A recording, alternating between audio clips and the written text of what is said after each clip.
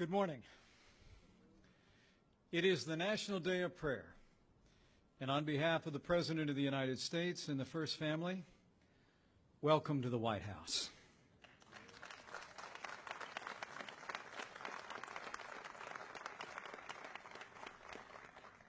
To Pastor Paula White, Pastor Jack Graham, Cardinal Wuerl, Rabbi Heyer, and to all our distinguished guests, the President and I are honored by your presence and grateful for your prayers. From the founding of this nation, Americans have claimed that ancient promise that if his people, who are called by his name, will humble themselves and pray and seek his face, that he will hear from heaven and heal their land. In 1775, the Second Continental Congress established a day of fasting and prayer. President Abraham Lincoln similarly urged Americans to pray so that, in his words, the united cry of the nation will be heard on high and answered with blessing.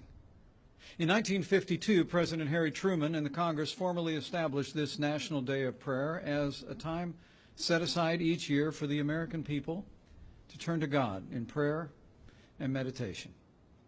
Every president has issued a proclamation in honor of this day ever since, but not every president has done so in the Rose Garden at the White House.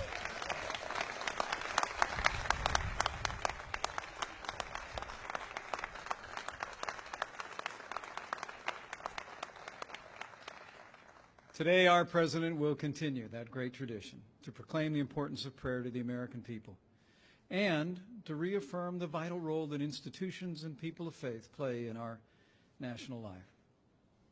Our president is a believer. He loves his family and he loves his country with an unshakable faith in God and the American people.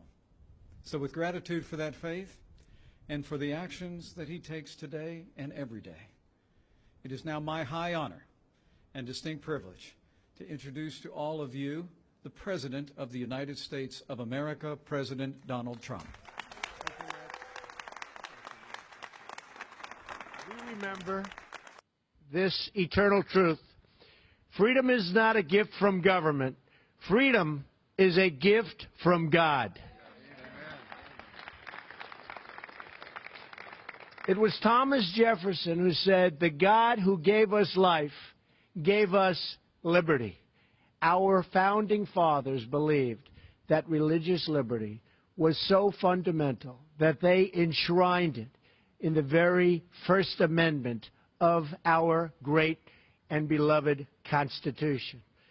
Yet for too long, the federal government has used the power of the state as a weapon against people of faith, bullying and even punishing Americans for following their religious beliefs. That's been happening.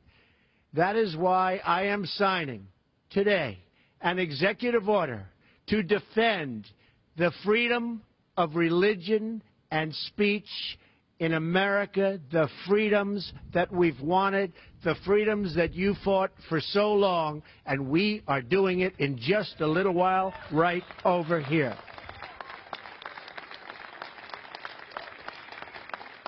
Thank you. Thank you.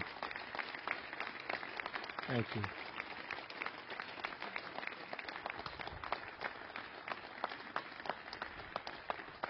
Thank you all. Thank you. No American should be forced to choose between the dictates of the federal government and the tenets of their faith. As I campaigned across the country, faith leaders explained that they were prevented from speaking their minds because of a 1954 rule known as the Johnson Amendment. I spoke about it a lot. Under this rule, if a pastor, priest, or imam speaks about issues of public or political importance, they are threatened with the loss of their tax-exempt status, a crippling financial punishment. Very, very unfair. But no longer. I promised to take action if I won. If I didn't win, I gave you no promise, that's for sure. If I didn't win, I guess I'd be gone, right? I'd be out enjoying my life, I think. but I wouldn't be helping you with the Johnson Amendment. And to this end, this financial threat against the faith community is over.